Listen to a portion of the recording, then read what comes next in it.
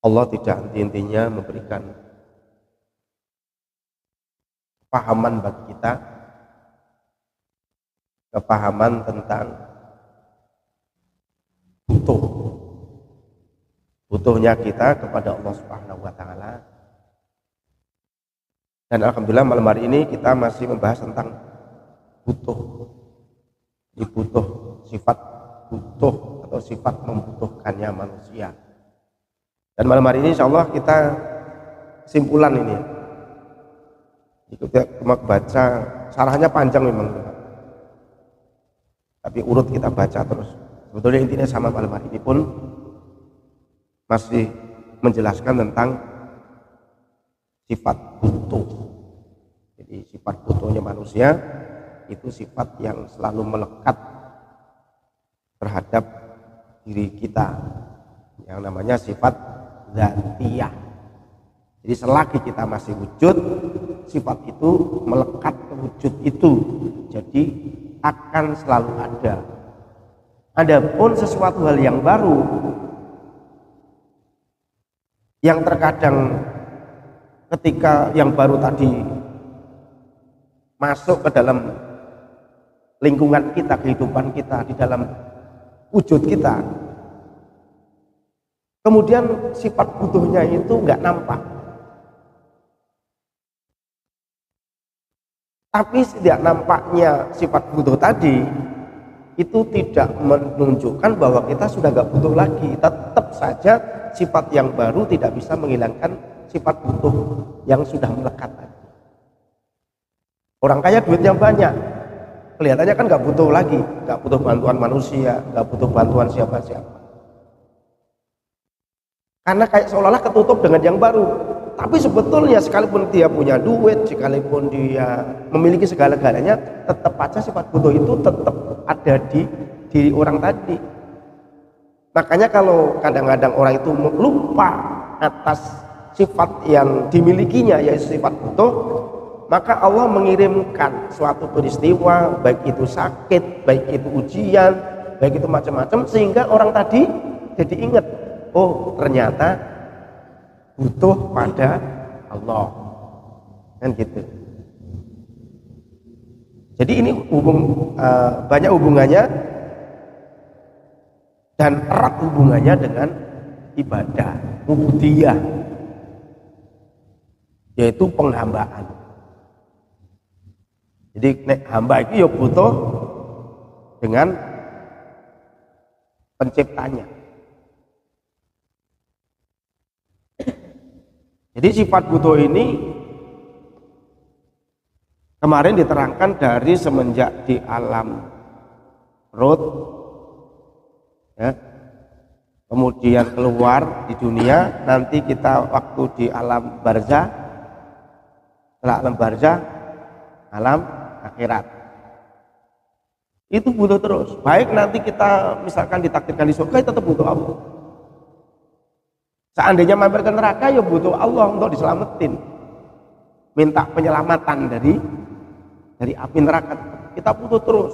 Di surga pun sekalipun sudah Allah janjikan tentang kebutuhan-kebutuhan seluruhnya itu Allah kabulkan, tetap saja masih butuh Allah. Demi keberlangsungan surga itu nggak hilang, penghuninya nggak hilang, surganya nggak hilang, nikmatnya nggak hilang.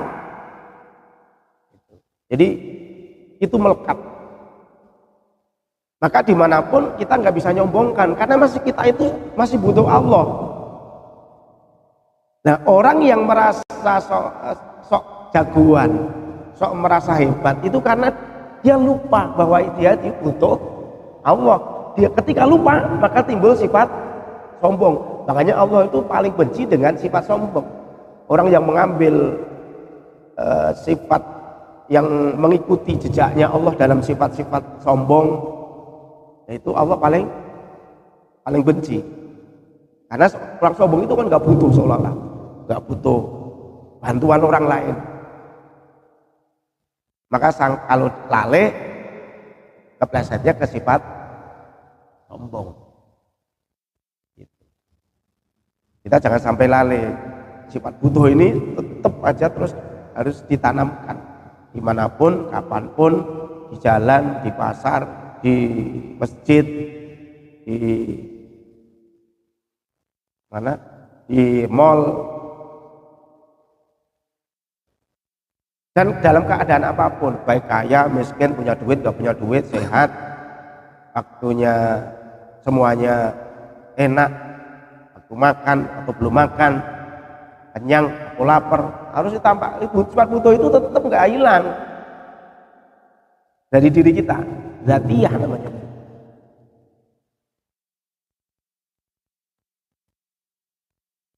Lanjut ya, penjelasan sekarang kesimpulan terakhir.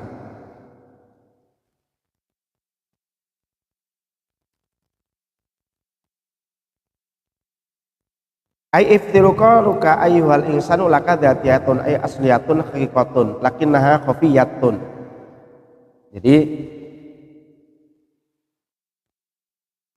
sifat butuhmu wahai manusia itu adalah sifat dzatiyah, sifat yang melekat, yang tidak akan terpisahkan dengan wujud kita. Ai asliyatun itu sifat asli. Hakikatun yang hakikatnya itu yang sifat yang hakikatnya asli. Jadi wujud maka nempel sifat butuh. Jadi bukan sifat yang baru. Begitu kita diwujudkan oleh Allah, maka sifat butuh tadi itu sudah langsung melekat. Dari diciptakannya wujud itu, maka sudah di situ langsung masuk sifat wujud berbarengan dengan wujud kita. Itu gak akan bisa terlepas. Lakinna khafiyatun, tetapi sifat butuh tadi itu khafiyah, tidak nampak. Apalagi pas punya duitnya banyak, sehat, gitu kan. Apalagi wah pas gembira, pas lapang, kayaknya nggak butuh siapa-siapa sebelah. Khafiyah. Jadi sifat butuh tersebut itu nggak nampak. Wa wurutul asbabi al-muharrikati lidhuri tilkal faqah. Adapun sebab-sebab, datangnya sebab-sebab yang menggerakkan terhadap nampaknya kebutuhan tadi, wa ya asyiddatu wal khairatu wa ya asyiddatu, yaitu menanggung berat, wal khairatu dan bingung. Nih kalau sudah waktunya akhir bulan listriknya telat, terus ditelepon, dikabari, ini besok diputus ya listriknya, baru itu namanya syiddah wal khairah, berat dan membingungkan. Ini harus bagaimana nyari duitnya ini, sedangkan besok kalau enggak sudah harus diputus, akhirnya butuh. Begitu butuh duit, ngocek nggak dapat sampai jam 11, ya Allah gimana nih ya Allah, ini nyebut Allah juga.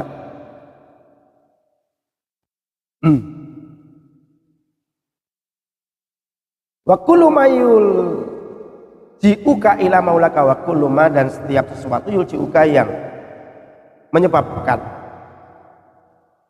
mengembalikan opoma terhadap dirimu, ila maulaka terhadap Tuhanmu, dan setiap sesuatu hal yang dapat menyebabkan hati engkau itu kembali kepada Allah.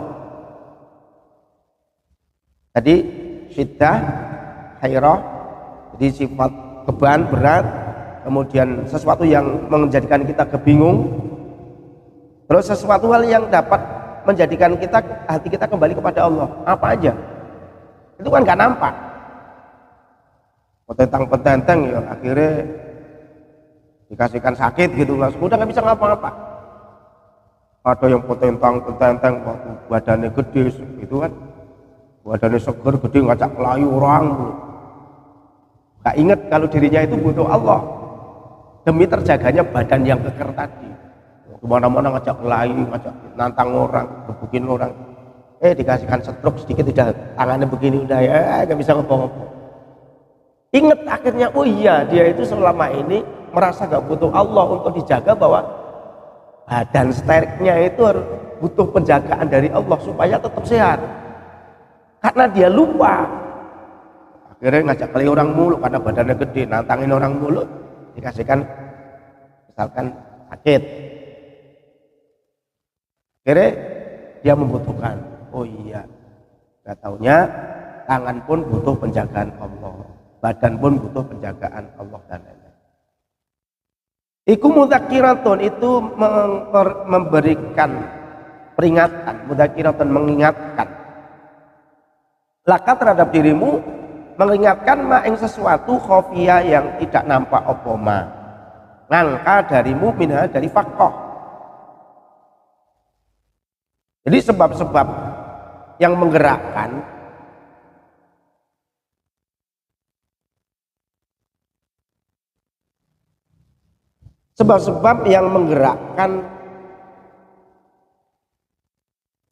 nampaknya butuh kita kepada Allah itu adalah sebagai pengingat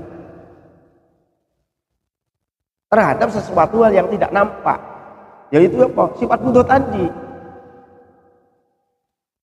Misalkan kayak utak ini, andai terlahir itu mungkin mobilnya 5, tokonya 10 gitu kan. Badannya sehat terus, dimana-mana ngedipin cewek langsung pengen ngikut gitu umpama. Kan kenyataannya beda kan. Itu mungkin sudah gemes, mungkin se-RW itu mungkin paling sombong mungkin. Wah nih bawa mos gitu, mungkin udah paling merasa paling keren, paling hebat, udah gak mau di RT 3 gak mau di RT 3. Oh, pengennya udah di apartemen, pengennya di kelas mana-mana. Nah, ketika kata seperti itu kan dia itu lupa tentang sifat butuhnya orang dia itu. Nah, ketika lupa maka Allah mendatangkan sesuatu yang menjadikan orang tadi mengingat bahwa dia itu punya sifat butuh.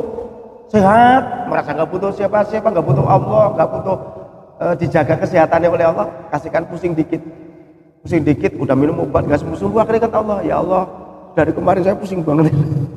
Akhirnya berdoa supaya sembuh, ingat Allah lagi. Jadi seluruhnya kayak gitu Pak.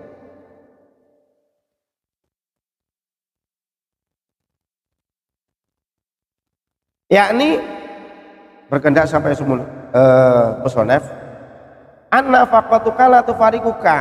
An-nafaqatuka sesungguhnya sifat butuhmu iku la tufarikuka, selamanya tidak akan berpisah darimu. Kita dimanapun berada kita akan selalu dibersamai dengan sifat butuh. Jadi tidak pernah memisahkan diri. Dia tidak pernah meninggalkan kita, sifat butuh itu.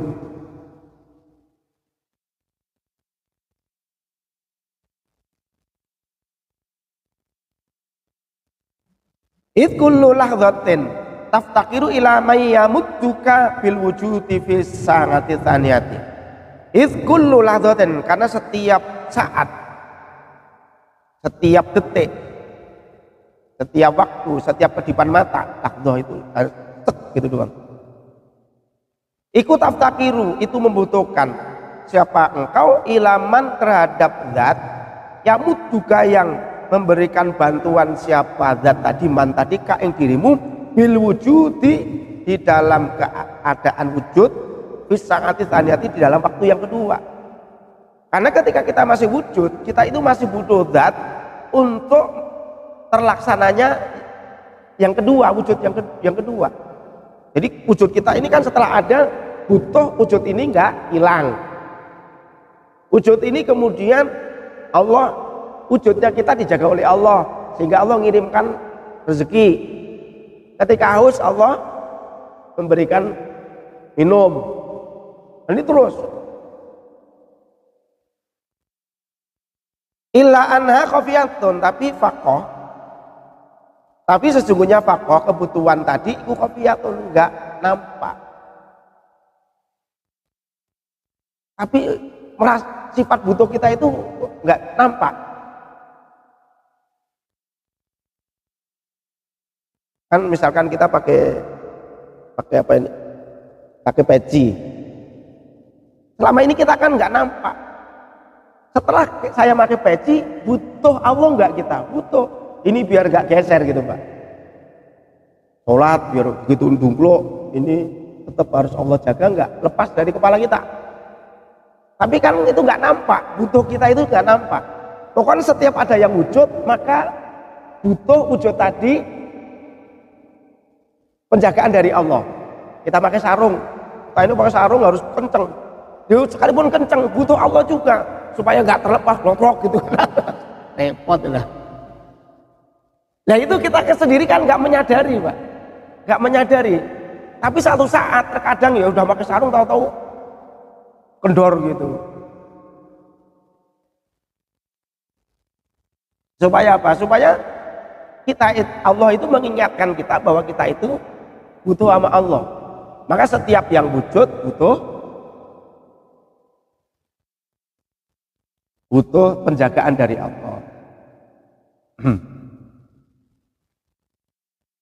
La tadkuruha tidak ingat siapa engkau ing kebutuhan tadi hatta yataharraka sehingga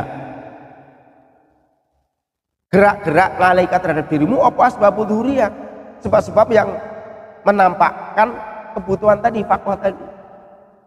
Engkau itu terkadang tidak ingat bahwa engkau itu butuh kepada Allah, sehingga timbullah terhadap dirimu sebab-sebab yang menjadikan nampak butuhmu kepada Allah. Maka orang ya sekalipun sehat itu kadang-kadang sakit, sekalipun duitnya banyak, Pak, kadang-kadang di jalan itu begitu mau bayar warung gitu ketinggalan duitnya, pernah duitnya mana, akhirnya ninggali KTP juga kan. Allah itu dari dulu nggak pernah kekurangan duit di di dompet, tapi ada saja yang menjadikan pengingat bahwa dia itu butuh Allah.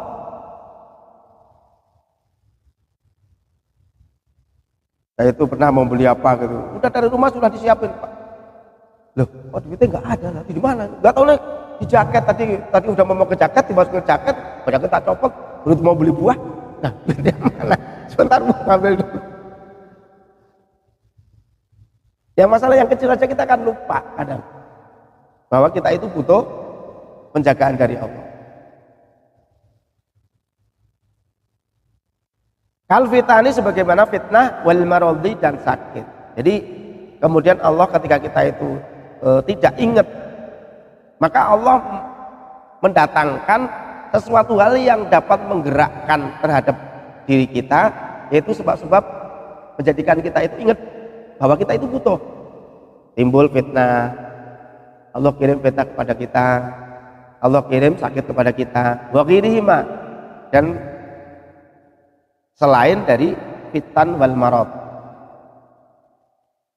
Wal faqatul asliyatu wal faqatu ada kebutuhan al asliyatu yang bersifat asli iku latar tidak bisa menghilangkan hak ing faqatul asliyah opal ngawar itu sesuatu hal yang baru. Dan sifat butuh yang bersifat zat itu tidak bisa hilang karena datangnya sesuatu yang baru. Misalkan gini, ini orang sakit, kemudian dia sehat. Orang ini sakit, kemudian sehat. Sehat itu kalau atau sakit itu sesuatu yang baru mesti. Sehat dan sakit itu sesuatu yang baru. Nah, dalam keadaan sakit tetap aja butuh sehat. Membutuhkan sehat enggak? Butuh sehat. Ketika kita butuh sehat berarti kita butuh Allah agar kita tetap menjadi orang sehat. Tapi setelah sehat pun ini kan nggak nampak, seolah-olah kita nggak butuh, Pak, supaya sehat kita itu tetap dijaga oleh Allah, supaya nggak sakit, kan gitu.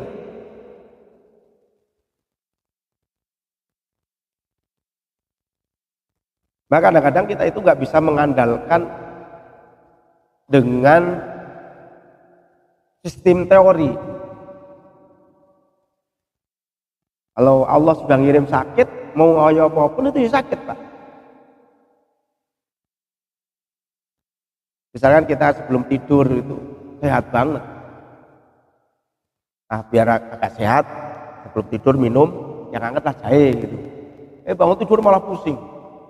Ya nggak minum jahe. Yang tadi sebelum tidur apa? Badannya greges, begitu bangun tidur malah sehat gitu. Balik-balik. Karena itu untuk mengingatkan bahwa kita itu memang butuh Allah. Karena itu khafiyah, tidak nampak. Maka Allah mendatangkan sesuatu hal yang baru, sehingga sesuatu hal yang baru tadi, sebab-sebab yang baru yang nampak tadi itu menjadi mengingatkan kita itu butuh kepada Allah. Sifat butuh kita itu nggak akan lepas dari diri kita. Wahya adapun awarid itu kasihatu sehat wal afiatulan afiyah ya, sehat dan afiyah. Jadi sehat itu adalah sifat yang baru. Sifat yang baru. Sakit juga sifat yang baru. Jadi kita itu butuh Allah. Setelah wujud ada, butuh dipelihara wujudnya. Maka kadang-kadang timbul sakit, timbul sehat. Dua-duanya ini sesuatu yang baru. Nah, sesuatu yang baru ini tidak bisa menghilangkan butuh kita kepada Allah. Sakit ya butuh sehat, sehat ya butuh, karena butuh sakit juga. Sekalipun kita sehat, tetap aja kita masih membutuhkan Allah supaya kita tetap sehat terus gitu. Nah, sekarang di dalam ibadah kita duduk di majelis ilmu. Jadi jangan merasa kita nggak butuh penjagaan Allah supaya kita tetap mau duduk di majelis ilmu, Pak. Kita tetap aja butuh agar Allah menjaga kita kapanpun, dimanapun. Kalau kita tidak ada halangan, biar bisa duduk di majelis ilmu. Kita butuh penjagaan itu. Karena ada yang merasa tidak butuh lagi. Nah, kita itu membutuhkan, apalagi untuk kepentingan akhirat, itu kita butuh penjagaan dari Allah. Iman kita butuh Allah jaga supaya tetap dalam hati kita sampai akhir hayat kita. Islam kita juga sama, butuh Allah untuk menjaga iman Islam kita sampai kita bawa ketemu sama Allah lagi. Maka kita diperintahkan oleh Allah agar selalu berdoa kepada Allah. Nah, doa itu kan gitu sekarang. Doa yang kita panjatkan kepada Allah itu bukan untuk memaksakan pemberian Allah, tapi menampakkan kita ini butuh sama Allah. Betul ya? Tujuannya kan begitu. Maka doa itu bisa dinilai ibadah kalau doa tersebut itu untuk menampakkan butuh Allah. Maka Allah ketika sudah perintahkan kita berdoa, orang yang aja nggak butuh Allah nggak berdoa, nah itu orang sombong. Orang yang nggak mau berdoa kepada Allah orang sombong. Sholat itu semua mengandung doa. Iya karena butuh, iya karena nasta'in. Orang yang sholat itu ya doa Rabbi firli warhamni wajburni warfa'ni warzuqni wadini wa'afini wa'afani. Itu kan doa semua kepada Allah. Makanya sholat itu adalah penghambaan. Maka orang yang melakukan sholat, maka itu sudah terpenuhi dari ubudiyah, merasa fakoh butuh sama Allah, penghambaan, mengakui seorang makhluk. Semuanya sudah terpenuhi di sholat.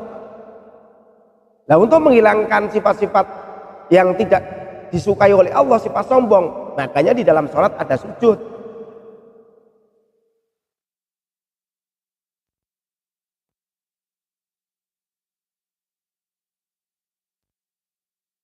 Makanya orang yang meninggalkan sholat itu dosanya gawede nih, wis kayak suatu ukur besar dosanya orang meninggalkan sholat.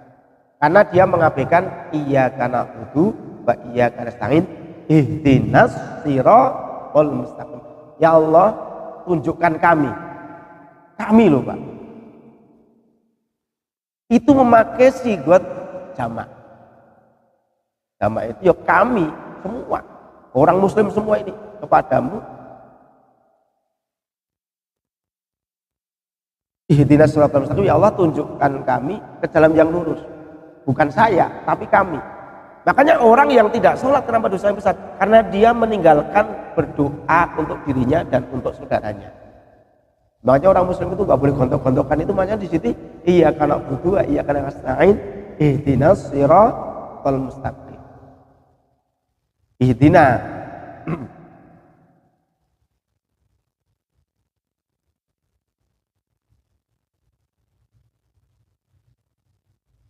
famadamal abdu famadama, maka selagi langgeng sapa al abdu seorang hamba fil afiati di dalam sehat, fafaqatuhu maka utai butuhnya abdun iku khafiyatun samar, tidak nampak. La yatafattanu, tidak memahami.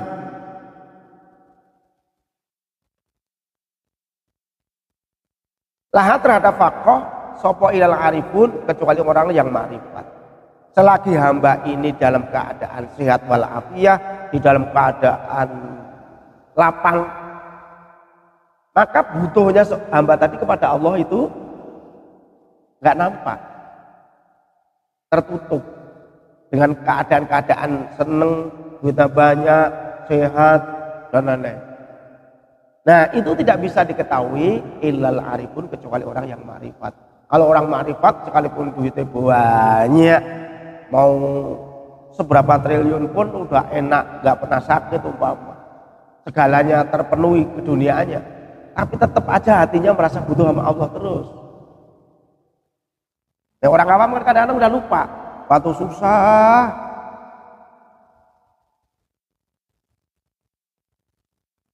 misalkan dia berdoa pada Allah, sholat malam, terus ngamalkan wiridan dengan orang baik, dengan orang tata krama, sopan santun, dan begitu jadi orang kaya, jadi orang hidupnya makmur gitu, lupa terhadap orang lain. Yang dulu tawadhu, tata krama, menjadi orang berangasan. Yang tadinya dengan temennya baik, mendatangi, sekarang nggak mau, maunya didatengin mulu.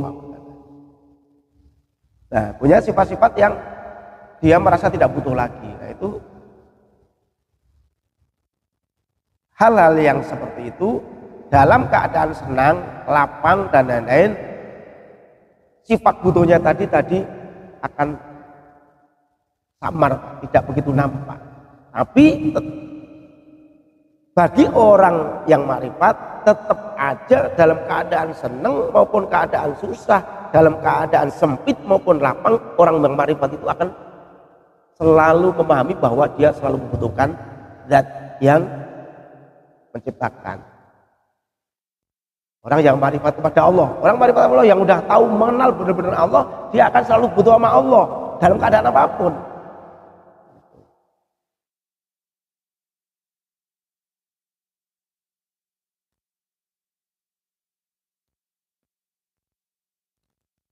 Li'annahu, karena sesungguhnya syai' iku la yazulu, tidak hilang apa ittiraruhum, yaitu butuhnya al-arifun.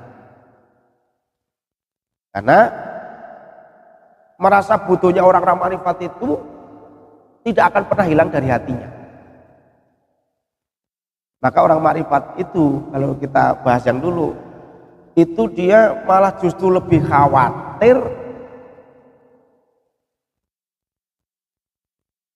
dibandingkan ketika dia sedang sempit.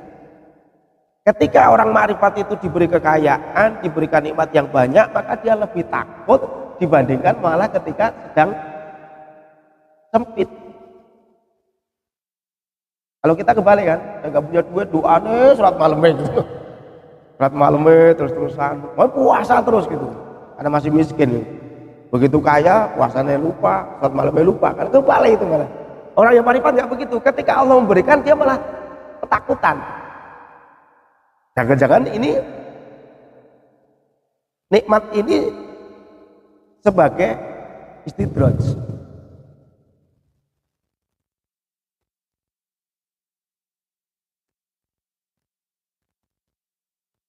Fa idza qama, maka ketika berdiri siapa al-abdun alaihi. Fa idza qama, maka ketika jumeneng itu terlaksana kali tersadar apa jalalun, sifat jalalnya Allah. Maka ketika datang kepada seorang hamba atar dari sifat jalalnya Allah, au muharrikun, atau sesuatu yang menggerak-gerakkan, zuhara, maka nampak apa iftikaruhu, butuhnya abdun tadi, wa tahaqqaqalan, nyata-nyata apa itinuhu, tapaksane butuhnya abad kepada Allah. Jadi kalau seorang hamba, biasanya hamba itu kalau Allah sudah mempraktekkan, menunjukkan, mengenalkan sifat jalal.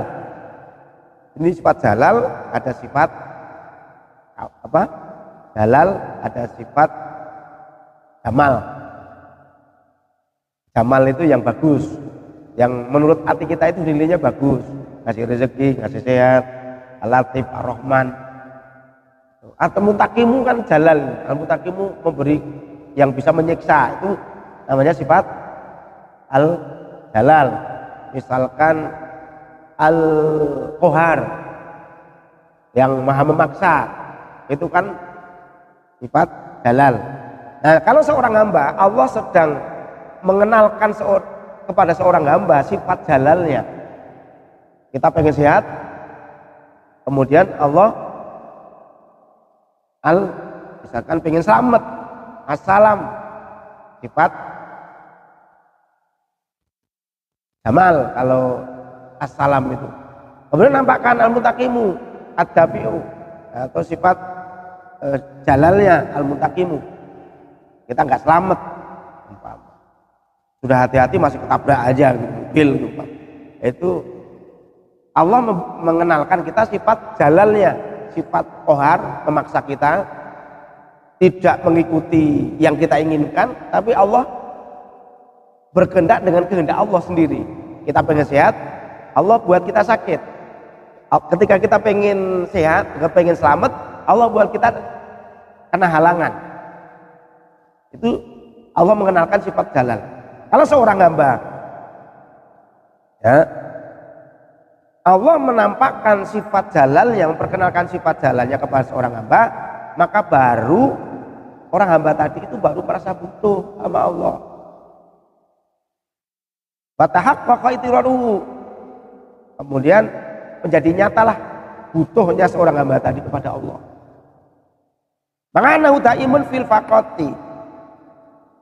Sedangkan seorang hamba tadi itu sebetulnya nggak seperti itu. Bukan ketika nampakkan jalalnya, waktu Allah menampakkan sifat jamalnya, sifat bagusnya, sifat Ar-Rahman. Kayak kita ini, kan Allah menampakkan sifat Ar-Rahman nih Pak. Kita didudukkan di dalam majelis ilmu, kita didudukkan ibadah kepada Allah, itu kan Allah menampakkan sifat Ar-Rahman, Al-Latif, sifat sayangnya, Al-Hadi. Tetap aja kita ini sebetulnya butuh sama Allah. Maka terkadang Allah nampakkan sifat al-jalalnya. Kita masih pengen ngaji, nggak tahu nih, sakit kepala, nggak jadi nyampe. Berarti selama ini kan kita merasa nggak butuh. Ya Allah, jagalah saya supaya saya tetap duduk majelis ilmu kapanpun, dimanapun berada. Sehingga Allah nampakkan, begitu pengen ngaji pusing banget. Saya nggak ngaji dulu ya, kalau berangkat dulu saya pusing banget. Baru butuh Allah, nggak tahunya kita butuh apa? Butuh supaya bisa ngaji terus, kira-kira kan gitu. Itu baru tampak.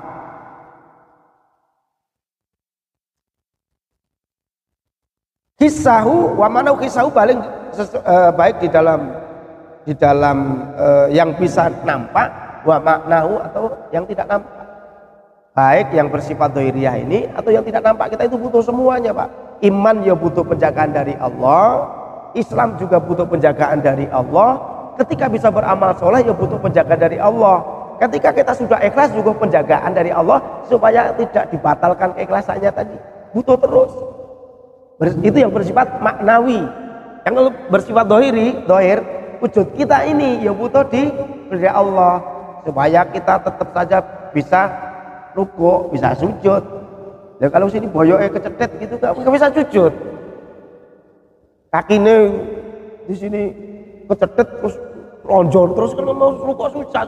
Tapi selama ini kan kita karena tidak pernah ngerasakan kaki kita karena bisa ditekuk terus, boyoknya nggak pernah sakit. Kita seolah-olah nggak butuh penjagaan dari Allah kita supaya bisa rukuk dan bisa sujud. Sedangkan kita itu tetap aja butuh penjagaan itu. Akhirnya kadang-kadang Allah mengirimkan begitu jatuh kakinya ditekuk susah, aduh rukuknya susah, aduh sujudnya susah. Nah, selama ini berarti kita kan lupa bahwa dulu waktu kita sehat sepenuhnya kaki kita bisa ditekuk, bisa dilipat untuk sujud rukuk ini kita masih butuh penjagaan dari Allah agar selamanya sampai kita mati pun bisa melakukan rukuk dan sujud. Itu hissi namanya. Kalau yang mana ya tadi itu ibadah biar Allah jaga, tetap kita mau ibadah, tetap saja iman Islam kita juga perlu Allah jaga supaya nggak lepas sebelum mati, supaya Islam kita juga tetap ada di hati kita. Butuh semua itu. Akhirnya kita berdoa, Allahumma khtim lana bi husnil khatimah. Ya Allah, akhirilah hidup saya ini dengan husnul khatimah. Husnul khatimah itu apa? Iman Islamnya tetap di dalam hati kita.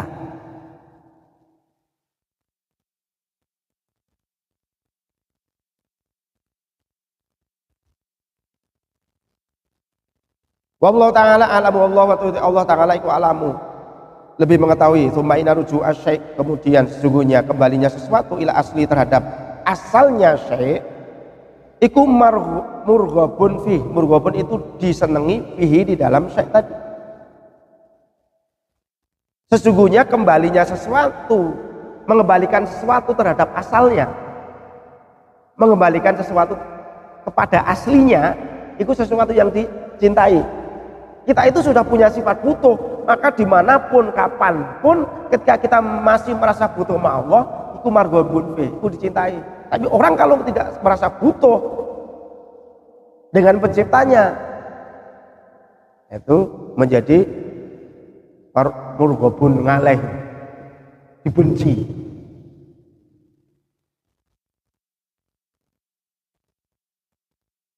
Wa khuruju ada mengetahui keluarnya syai' kan asli dari aslinya syai', iku la khaira fi, tidak ada kebagusan sama sekali di dalam khair, di dalam syai'. Jadi keluarnya sesuatu dari aslinya, maka di dalamnya itu tidak ada kebaikan sama sekali. Ya, kita jangan sampai keluar dari kodrat kita menjadi manusia sebagai seorang hamba.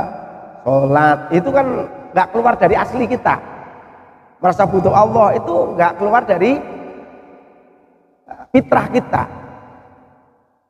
Tawadhu itu fitrah kita. Nggak sombong itu memang seorang hamba harus seperti itu. Jadi jangan sampai keluar dari asli kita, dari wujud awal kita.